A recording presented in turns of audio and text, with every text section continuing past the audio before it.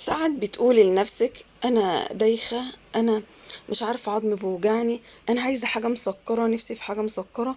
بنتك نحيفة جدا، ممكن برضو تعملي لها الوصفة دي، حلوة جدا، هتفتح لها نفسها وحلوة قوي. الأكلة دي هي اللي هتنفع كل اللي أنا قلت عليه. حاسة بدوخة، خدي لك قطعة من دول. حاسة ان انت عندك انيميا فظيعة، خدي قطعة من دول، حلوة قوي وطعمة قوي ومسكرة قوي. هقول بقى المكونات. عندك تمر زي ده، هتفتحيه وتشيلي النوايا، انا غسلته الاول، وتشيلي النوايا وهتفرميه في الكبة. مفيش عندك تمر من ده، خلاص في عجوة بتشترى من عند العجواني او من السوبر ماركت، اللي تلاقيها بقى في اي مكان بالمنظر ده، بتبقى مفرومة بالمنظر ده. طبعا انا اللي فرماها وانا اللي عاملاها. فهبدأ بقى ان انا احطها في القالب كده.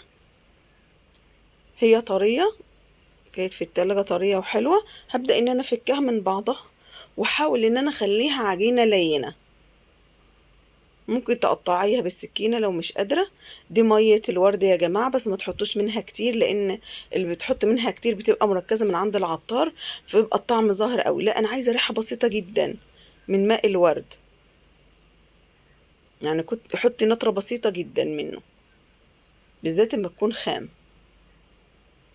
لكن لما تكون عادية هتحطي معلقة. حطينا معلقتين قرفة، وبرضو هنقعد نقلب فيها. حاسه ان انا مش براحتي في القالب ده، فالاحسن الاحسن ان انت تحطيها وافرديها على بلاستيك علشان تبقي متمكنه وعارفه ان انت تعجنيها كويس. حطين معلقتين زبده او سمنه بلدي، انا حاطه سمنه بلدي، بتديها طعم حلو قوي. وهبدا برضو اعجن فيها لحد ما تلين معايا. في مكونات تانية ان شاء الله، تابعيني بذكر الله، هتخليها تلين اكتر واكتر وهتخليها طعمها حلو. بس تابعيني بذكر الله عشان اقولك انا عملت ايه. هحطها على جنب اهو زي ما انا قلت لكم، وهحط البلاستيك. ما بلاش الاسترتش يا جماعه، بيتلم وبتجمع بسرعه. لكن ده كيس اللي احنا بنحفظ فيه الحاجه في التلاجة، او كيس اللبن، ده احسن. جامد شويه كده ومبقاش زي الاسترتش، لان انا جربت الاسترتش بصراحه مش حلو خالص. كل ما اجي ان انا اضغط عليها علشان تبقى ناعمه، الاسترتش بيتجمع معايا، لكن ده بيبقى ناشفه شويه فما بيتجمعش بسهوله. لكن الاسترتش بيتجمع بسهوله، وما بتعرفيش ان انت تعجنيها وتلينيها في ايدك. هحط عليها شويه لبن، دول اللي هتخليها ناعمه في ايدي اكتر واكتر. 3 معالق كده لبن. انا طبعا ما حطيتش الكبشه كلها، لا انا حطيت تقريبا 3 معالق كده لبن سخنين. وابدأي برضو جمعها، هتلاقيها لانت معاكي وبقت زي الزبدة، طرية جدا وناعمة جدا في ايدك. لما جمعت اللبن كده بيها، وحطيت كمان معلقتين لبن جاف، لبن ميدو او لبن جاف اهو معايا، برضو بتديلها طعم حلو قوي، والاستفادة طبعا بتبقى اعلى. اهوت اللي عايز وزنهم يزيد كليها، اللي عندكوا الحديد في الجسم برضو قليل كليها، برضو الفيتامينات ناقصة في جسمك، كلي برضو الأكلة دي حلوة ليكي قوي. خلاص لما حسيت ان اللبن خلاص اندمج، لبن البودرة المعلقتين اندمجوا خلاص في العجوة بالمنظر ده، خلاص بقت حلوة وبقت سهلة وبقت طرية كده، خلاص الموضوع كده انتهى خلاص. هنبدأ بقى نشكل فيها. هنعملها دور طويل كده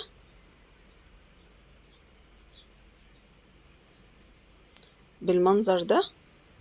حسيتها خلاص بقت متجمعة وبقت حلوة قوي. هنبدأ تفرديها بإيدك. وبعد كده اهو جبت الاسترتش اهو يا جماعة، برضو مش حلو، قلت على الوش تحت لازم يبقى ماسك، فوق مش ماسك قوي. ممكن اعمل بالاسترتش بس برضو ما ينفعش. احلى والاحلى الكيس اللبن، او كيس اللي انت بتحفظي بيه الحاجات اللي في التلاجة، هتحطيه هيبقى احسن. صدقيني انا فتحته قدامكم. وهبدأ اجيب النشابة كده وهفرد بيها العجينة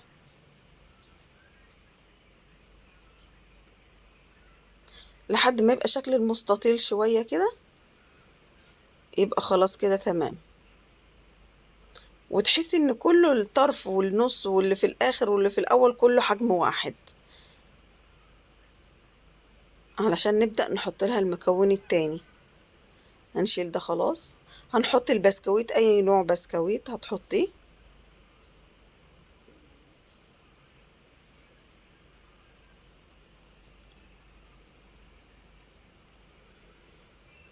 وهنبدأ نلف عليها، والزيادات هشيلها.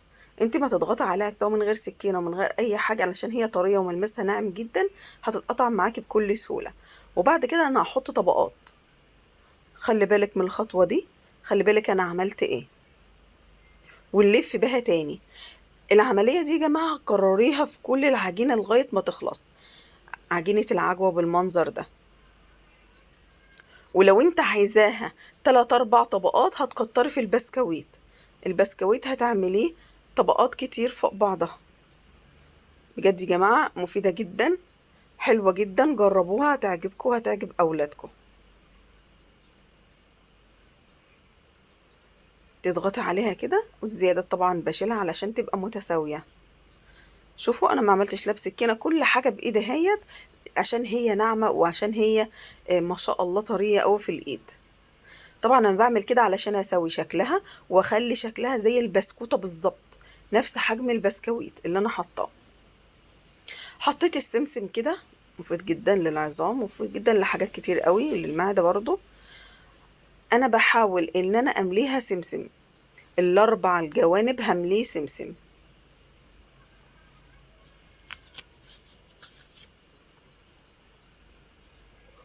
خليها تشمع كده او تشبع كده بالسمسم كامل في كل الجوانب. شوفي ما شاء الله اخدت كمية السمسم. خلاص الزيادات دي هشيلها، زيادات بتاعت السمسم، وهقطع بقى واحط في الطبق. على فكرة وانت بتقطعي بتحسي ان البسكوتة كده اخرها، بس انا حسيت ان البسكويت اللي انا حاطاه كبير، حجمه كبير، فهقطعها 2. يعني البسكويت هقطعها 2، وبرضه الحجم اللي انت تحبيه والحجم اللي انت عاوزاه، بس انا حاساها كده احلى من البسكويتة تتقطع قطعتين. مبتبقاش حجمها كبير وبتبقى حجمها حلو، وبرضه التقطيع ليكي انت وبمزاجك انت.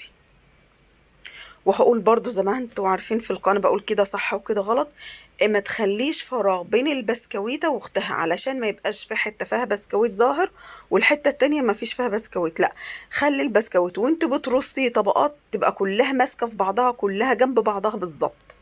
ما تحطيش فراغات بين البسكوتة واختها، لا خليهم الاتنين لازقين في بعض، عشان العجوة ما تكسهاش وما يبانش شكل البسكويت. جميلة قوي وطعمها جميل وشكلها حلو خالص. يا رب كلكم تجربوها وترجعوا تكتبوا لي في الكومنتات تاني ايه رأيكم في طعمها. القرفة طبعا مديها طعم حلو خالص، واللبن البودرة بجد حلوة، من غير بقى سكر ومن غير اي حاجة. لا، سكرها طبيعي بتاع العجوة او البلح التمر اللي انت فرمتيه اللي موجود عندك بقى تعملي بيه. انا قلت لك الفكرة وانت حرة التصرف هتحبي تعمليها ازاي. وألف ومليون شكرا ليكم كلكم اللي شاهد الفيديو من أوله لآخره، وجزاكم الله كل خير، والسلام عليكم ورحمة الله وبركاته. دمتم في رعاية الله.